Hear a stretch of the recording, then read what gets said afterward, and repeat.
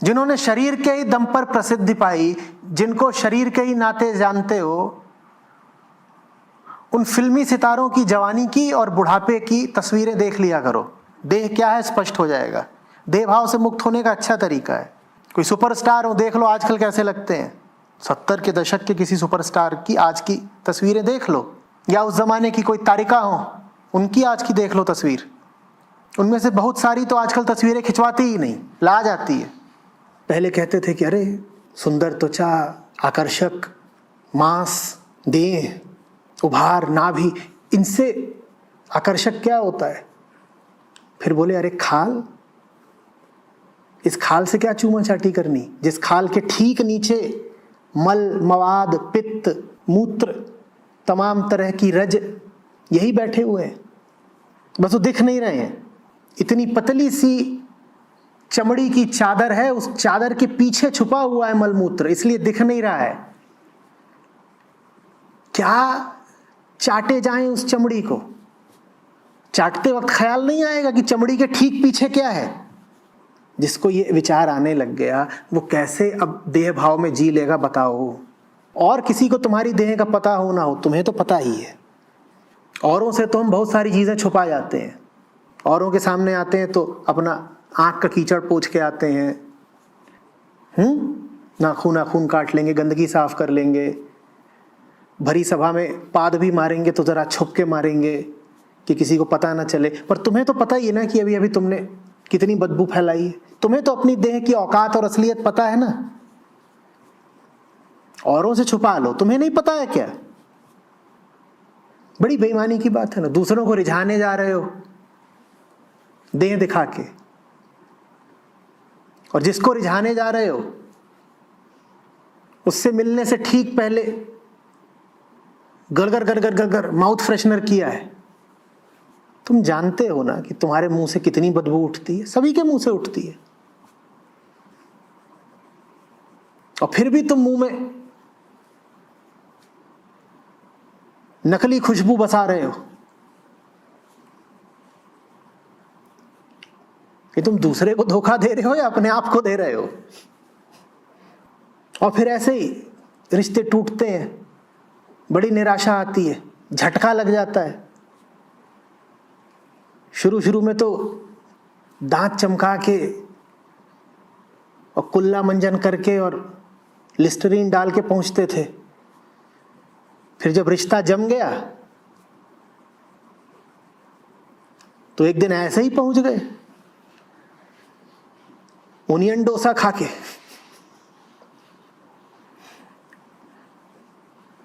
और बोले प्रियतमा चुंबन। ये प्रियतमा अगर उस क्षण के बाद भी देह भाव में जिए तो ये नरक की अधिकारी है। इसका पूरा हक है कि इसको नरक ही मिले। जिसे जगना होगा, जिसे चेतना होगा, वो उस क्षण में जग जाएगी, कहेगी ये है असलियत। सिद्धार्थ राजकुमार के साथ हुआ था ऐसा। उनके पिता को कुछ ऋषियों ने आगाह करा था कि आपका बेटा सन्यासी निकल सकता है।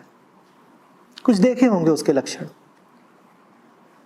तो पिता ने बड़ा बंदोबस्त किया, उसको कभी दुख महसूस ना होने दें, उसके लिए भोग विलास के सब साधन इकट्ठे कर दिए, और राज्य की जो सुंदर से सुंदर लड़कियां थीं उनको बुलाते और कहते ये मेरे बेटे के साथ रहो,